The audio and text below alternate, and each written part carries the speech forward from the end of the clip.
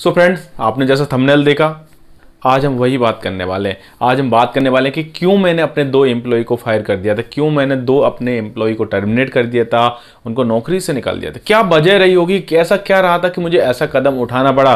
तो आज की इस वीडियो में मैं आपको बताने वाला हूं और आपको कुछ सवाल भी पूछूंगा आपको। सो इस वीडियो के साथ साथ मैं आपको सारी चीज़ें सिखाने वाला भी हूँ और अपना सारी ये चीज़ जो घटना मेरे साथ हुई वो भी आज मैं आपको बताने वाला हूँ। सो उससे पहले आपसे हमेशा की तरह एक निवेदन है कि आप हमारे चैनल को सब्सक्राइब कर दें, क्योंकि हमारा मिशन है इंडिया को फाइनेंशियल अवेयर बनाना, तो आप हमारा उसमें साथ दे सकते हैं। सो आइए चलते हैं।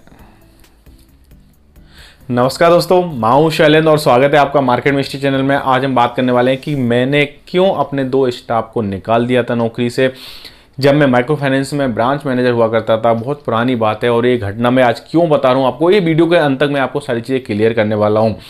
तो मैंने उनको क्यों निकाल दिया था, क्या वजह रही होगी। जनरली मेरे बारे में अगर आप लोग जानते हो मुझे वीडियो माध्यम से, या आपने कभी देखा हो मुझे या लोगों सुनोगे, मैं जनरली ऐसा नहीं करता हूँ। मेरा नेचर अलग है। मैं हमेशा लोगों को प्रमोट करने की सोचता हूँ, मैं हमेशा लोगों को आगे बढ़ाने की सोचता हूँ। बहुत सारे ऐसे लोग जिनको मैं जानता भी नहीं, उनको भी मैं हमेशा पुश करता हूँ आगे आने के लिए, क्योंकि ये नौकरी हो या जीवन हो, कोई भी हो, हर चीज़ में अगर आप थोड़ा सा किसी को स्पेस देंगे तो वो आगे बढ़ने के चांसेस रहते हैं। अगर आपको अंदर लगता है किसी को ये इसके अंदर एबिलिटी है, इसके अंदर स्किल्स है, इसके अंदर वो क्वालिटी है, अगर वो आगे जा सकता है, तो हम हमेशा कोशिश करते हैं कि वो चीज़ आए। फिर भी मैंने ऐसा क्यों किया, तो आज मैं इस वीडियो में बताने वाला हूँ। सो वीडियो को अंत तक बने रहें, स्किप ना करें, कहीं कोई चीज़ छूट ना जाए आपसे। तो सबसे पहले मैं बताना चाहूँगा आपको, ये 2015 की कुछ बात है, जब मैं ब्रांच मैनेजर हुआ करता था माइक्रो फाइनेंस में। और बहुत सारी चीज़ें हैं मेरे साथ जो हुई है घटनाएं, मैं आगे आने वाले वीडियो में बताऊंगा। कभी आप बहुत ज़्यादा कमेंट करेंगे, फोर्स करेंगे, तो मैं पूरा अपने डिटेल में एक वीडियो भी बनाऊंगा। हालांकि धीरे धीरे मैं आपको सारी चीज़ें बताता रहूंगा, जिससे आपको कुछ लर्निंग हो, कुछ सीखने को मिले। तो आज का वीडियो बेसिकली वो ब्रांच मैनेजर हो या क्लस्टर मैनेजर हो या फिर कोई स्टाफ हो, सारे लोगों के लिए कुछ ना कुछ तो लर्निंग इसमें से रही, कुछ ना कुछ आपको सीखने को जरूर मिलेगा। और उम्मीद करता हूँ अगर आप माइक्रो फाइनेंस में काम करते हैं तो इससे बहुत कुछ सीखो। तो जैसा कि मैं बता रहा था कि मैं जब 2015 में ब्रांच मैनेजर हुआ करता था, मेरे कुछ जो स्टाफ थे उनमें से कुछ 2 स्टाफ ऐसे थे जिनको मैंने निकाल दिया था, जिनके बारे में जनरली आज मैं बात करने वाला हूँ। हालांकि मैं आपको पहले क्लियर कर देता हूँ, उनके इनमें नाम और प्लेस नहीं बताने वाला हूँ, क्योंकि ठीक नहीं रहता है अच्छा किसी के बारे में। लेकिन मैं आज ये वीडियो बनाने का मतलब मेरा ये नहीं है कि मैंने क्यों निकाल दिया था, या मैं बताना चाह रहा हूँ मैंने ऐसा पावर से निकाल दिया, नहीं। मैं आपको ये बताना चाह रहा हूँ कि किस वजह से मैंने निकाला था, इससे क्या लर्निंग आपको मिल सकती है और क्या उनको लेनी चाहिए थी। सो मैंने क्या हुआ, 2 स्टाफ थे, मैं वो अप डाउन करते थे। उनका एक जो एरिया था जनरली, जो मतलब जिनका घर था, रेसिडेंस था, वो ब्रांच से करीबन किसी का एक का 40 किलोमीटर करीबन था और एक का कुछ 25 किलोमीटर के आसपास रहा होगा। सो उन लोगों को वो डेली अप डाउन करते थे। जनरली आपने माइक्रो फाइनेंस में देखा होगा, आप जिस एरिया के, उस साइड का एरिया आपको नहीं दिया जाता, क्योंकि आप वहाँ से अवेयर होते हैं चीज़ों को लेके, वहाँ की लोकेलिटी को लेके, वहाँ के कस्टमर को लेके। तो जनरली आपको अपोजिट एरिया दिया जाता है, जिससे आप कुछ नए कस्टमर ढूंढें, कुछ नए तरीके से आप सोर्सिंग करें, नए तरीके से कुछ लोन डिस्बर्समेंट करें। और जब आप नए कस्टमर से मिलते हैं तो आपकी स्किल्स भी डेवलप होती है।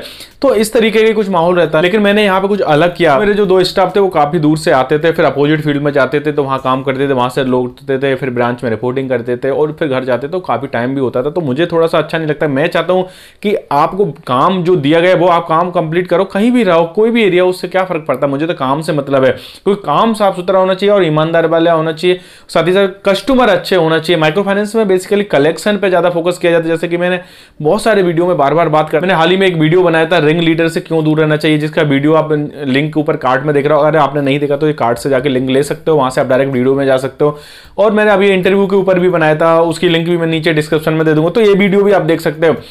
तो वहाँ पे क्या कि जब वो बंदा आता था, जो मेरे 2 स्टाफ थे, वो अप डाउन करते थे, ऐसा चलता रहा काफ़ी टाइम, तो उनको बहुत प्रॉब्लम होती। तो उन्होंने मुझसे रिक्वेस्ट करा कि सर मुझे थोड़ा सा लोकेशन चेंज कर दो, इतना प्रॉब्लम होता है, मैं यहाँ पे रूम लेके नहीं रह सकता हूँ, थोड़ी प्रॉब्लम है घर को लेके, कुछ भी सारी चीज़ें रहती हैं हर किसी के साथ। तो मेरा मानना ठीक है, कोई बात नहीं, मुझे तो काम से मतलब है, मुझे काम ही चाहिए रहता। मैं कभी भी कोई भी स्टाफ को फोर्स नहीं करता था। माइक्रो फाइनेंस में जनरली आप देखेंगे तो मैं जो जॉब होती है सुबह 7 बजे से 6:30 बजे से स्टार्ट हो जाती है। लेकिन हालांकि कंपनी के ऑफिशियल में तो ऐसा नहीं होता, लेकिन माइक्रो फाइनेंस का रूल है कि सुबह सुबह से आपको ऐसे काम करना है, रिपोर्टिंग करनी, ये बना हुआ है। जनरली मुझे क्या, देखो मेरे काम से मतलब होता था, जैसे मैंने आपने कोई ग्रुप बनाया, मैंने आपको आज का टारगेट दिया कि भाई 5 ग्रुप 10 ग्रुप बना के लाना पूरी टीम के साथ, आपने ग्रुप सोर्सिंग कर ली उतनी, और वो काम आपका 4 बजे 5 बजे खत्म हो जाता, तो मैं आपको 7 बजे तक ब्रांच में नहीं रोकूंगा, आप जा सकते हैं, क्योंकि आपने अपना काम कर दिया। क्या मतलब रहेगा बैठा के तो मैं ऐसे फ्रीडम देके रखता था हाँ सारे अपने एम्प्लॉय को, तो जनरली वो अच्छे से खुश रह के काम करते थे क्योंकि उन्हें मालूम है कि मैं अच्छा काम कर दूंगा, मैं जल्दी कर दूंगा तो मुझे छुट्टी मिल जाएगी, बैठाने वाला काम नहीं। तो सारी चीज़ें बड़ी ट्रांसपेरेंट रहती थी, हर किसी को पता रहता था कि ऐसा नहीं होगा। तो इस वजह से हमें जब जरूरत पड़ती थी तो हम रात के 12 बजे 1 बजे 2 बजे तक भी काम करते थे ब्रांच ओपन करके मंथ एंड में। तो ये सारी चीज़ें हम उसके ब्रांच के हिसाब से, बिजनेस के हिसाब से कंप्रोमाइज़ करते रहते थे। तो क्या हुआ कि जब मैंने 2 स्टाफ थे उनकी परेशानी देखी तो मैंने क्या किया, जिस एरिया से आते थे उसी एरिया के उनको फील्ड दोनों को मैंने दे दिए, जिससे क्या हो वो डायरेक्ट आए और अपना वहीं से फील्ड करके चले भी जाएं। और जो वहाँ पे जो लोग काम कर रहे थे उनको मैंने उनके एरिया से प्लेस कर दिया, क्योंकि उनके लिए तो सारे एरिया बराबर थे, वो बाहर से आए हुए थे, रेंट से रहते थे, उनके लिए तो सारे एरिया बराबर थे। तो मैंने जनरली क्या किया, उन लोगों को एरिया दे दिया। और मैंने साथ ही साथ उन्होंने बोला कि सर मैं शाम को रिपोर्टिंग करने नहीं आ पाऊंगा ब्रांच में, क्योंकि मैं आऊँगा फिर जाऊँगा तो मुझे तो वो भी पड़ेगा। तो मैंने कोई बात नहीं, आप रिपोर्टिंग मुझे फ़ोन पे कर दो, जो काम दिया उसे ईमानदारी से करो, क्योंकि मैं जनरली ट्रस्ट करके रखता हूँ एम्प्लॉय पे। मैं ऐसे डेली मैसेज डाले कॉल करके चेक नहीं करता हूँ। तो मैंने उनको इतनी सारी छूट दी। अब क्या हुआ, जब मैंने इसे छूट दे दी अब उन एरिया को, अब उनको पता है कि अब रिपोर्टिंग करने भी ब्रांच नहीं जाना है और फ़ोन पे ही करना है फील्ड पर। तो वो धीरे धीरे हरकत करना शुरू कर दी। उन्होंने पता है कि मैं आना ही है ब्रांच में, एक बार सुबह आना है, उसके बाद सीधे जाना फील्ड पे और उसके बाद शाम को तो आना नहीं है। तो उन्होंने क्या करा, धीरे धीरे हरकत शुरू कर दी। अपनी सुबह आते रिपोर्टिंग करते और अपनी फील्ड में जाते, शाम को फ़ोन कर देते कि सर आज ये काम नहीं हुआ, आज ग्रुप नहीं हुआ, आज कलेक्शन नहीं हुआ, आज सोर्सिंग नहीं हुई। और वो जैसे ही चलता रहा, काफ़ी दिन हो गया, मतलब 2 महीने 3 महीने ऐसे निकल गए। और मैं उनको ट्रैक करता हूँ, मैं जब मुझे डाउट होता तो मैं जनरली ट्रैक करता हूँ। तो ट्रैक में भी मुझे पता चला कि ठीक है वो इतना इस तरीके से काम हरकत कर रहे हैं, काम नहीं कर रहा अच्छे से। तो फिर मैंने सोचा कि ठीक है उनको शाम को रिपोर्टिंग के लिए बुलाया जाए। तो शाम को रिपोर्टिंग के लिए कभी कभी बुलाने वाला, कभी आते कभी बहाना मारते। तो फिर मैंने उनसे काम मांगा, रिपोर्टिंग करी। जब मुझे कुछ भी नहीं लगा तो मैंने उनकी फील्ड विजिट करी।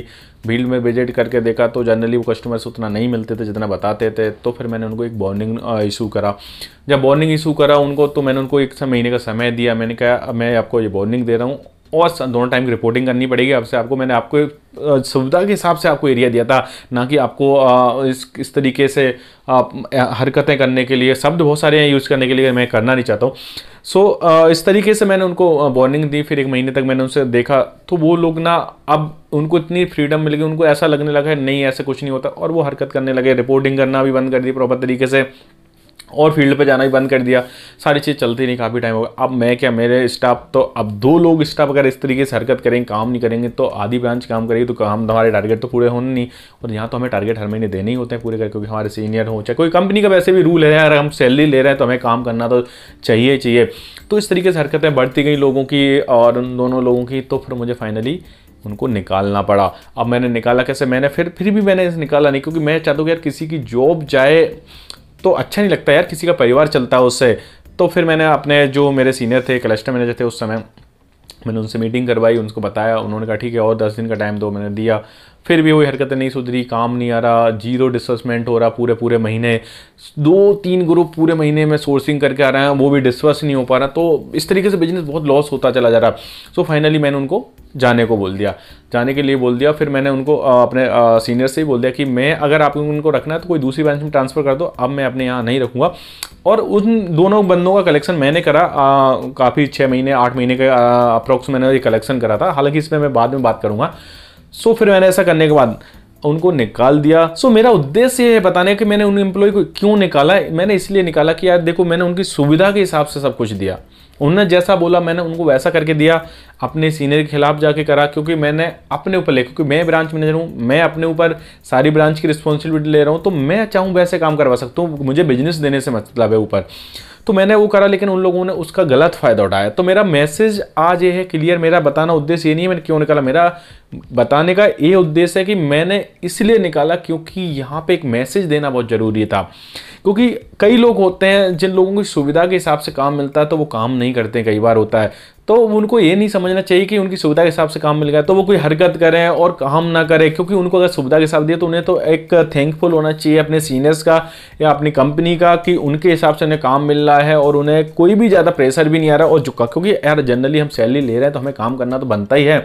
तो ये सारी चीज़ें सोचना चाहिए, लेकिन उन लोगों ने ऐसा नहीं सोचा। बेसिकली अगर ऐसी घटना कोई भी आपके साथ होती है तो आप क्या करते हैं, मेरा उद्देश्य ये है आपसे पूछने का कि अगर आप ये सेम घटना अगर देख रहे हो या कभी हुई होगी तो आपने क्या किया था, ये सारी चीज़ें मुझे कमेंट करके नीचे बताना। हो सकता मैंने कुछ गलत करा हो या नहीं करा हो, बहुत सारी चीज़ें आप मुझे कमेंट करके बताना, क्योंकि मेरा उद्देश्य है कि अगर आप किसी के साथ आपको कोई सुविधा दे रहा है, अगर कोई कंपनी में आपको अच्छी फैसिलिटी मिल रही हो आपकी सुविधा से, तो आप उसे ईमानदारी से निभाओ, आप उसमें फ्रॉड मत करो, क्योंकि आप फ्रॉड करोगे तो ये सारी चीज़ें मैसेज गलत जाते हैं। क्योंकि अगर मैं उनको ऐसे ही छोड़ता रहता तो बाकी की जो टीम अच्छे काम कर रही है उनके लिए गलत मैसेज आता है, उनको लगता कि सर उनको कुछ बोलते नहीं तो मैं क्यों काम करूँ, और ऐसे करके सारी टीम आपकी बिगड़ जाती है एक दिन, तो फिर आप कुछ नहीं कर सकते, फिर ओडियाँ लगती हैं और प्रेशर में आपको फिर नौकरी छोड़नी पड़ती है। तो ये सारी चीज़ें ना हो, इसलिए पहले आपको कंट्रोल करके रखना है अपनी ब्रांच को, साथ ही साथ ऐसे लोगों को भी कंट्रोल करके रखना जो हरकत देते हैं, और उनको पहले वार्निंग दो, किसी को ऐसे मत निकालो किसी के से। और हाँ, एक सबसे इंपॉर्टेंट बात, किसी के साथ घृणा मत रखो, किसी के साथ ऐसा मतलब मतभेद मत रखो कि यार वो अच्छा लगता है वो खराब लगता है, इस तरीके से नहीं करना चाहिए। क्योंकि देखो यार, हम यहाँ पे जॉब करने आए हैं, ना कि किसी से पर्सनल है अपना दुश्मनी। हम जॉब में इसलिए एक दूसरे को बोलते हैं, अगर हम जॉब से नहीं रहेंगे तो किसी को क्यों बोलेंगे यार। तो ये सारी चीज़ें भी हमें ध्यान रखना जरूरी होता है। तो आज का सिर्फ मेरा वीडियो का मतलब यही था कि यार मैं आपको बताऊं कि मैंने क्यों निकाला था, और आपके साथ भी अगर आपने किसी एम्प्लॉय को ऐसे निकाला हो किसी कारण से, तो आप मुझे नीचे कमेंट करके जरूर बताना, जिससे मैं भी समझ पाऊँ कि क्या रीजन रहे होंगे आपके भी। आज मैं ओवरऑल आपसे यही कहना चाहता हूँ कि अगर इस तरीके का आपके साथ होता तो आप क्या करते हैं। अगर आप क्लस्टर मैनेजर हैं या कोई स्टेट हेड हैं या आप किसी सीनियर पोजीशन पे हैं या आप ब्रांच मैनेजर पे हैं, तो आप किस तरीके से काम करते हैं। अगर ऐसा आपके साथ होता तो आप किस तरीके से डिसीजन लेते। तो आज मैं आपसे यही पूछना चाहता हूं, तो आप नीचे मुझे कमेंट करके जरूर बताएं। उम्मीद करता हूं आज का ये वीडियो आपको पसंद आया हो। अगर पसंद आया तो अपने दोस्तों परिजनों में शेयर करें, और उन लोगों को भी शेयर करें जो माइक्रो फाइनेंस में काम करते हैं, जो अच्छी पोजीशन पे काम करते हैं। बैंकिंग और फाइनेंस की जानकारी के लिए हमारे चैनल को सब्सक्राइब करें, और जो आप स्क्रीन पे वीडियो देख रहे हैं जाकर उनमें से कोई चेक करिए, हो सकता है कोई आपके काम की बात निकल आए। सो मिलते हैं नेक्स्ट वीडियो में, तब तक के लिए नमस्कार, जय हिंद।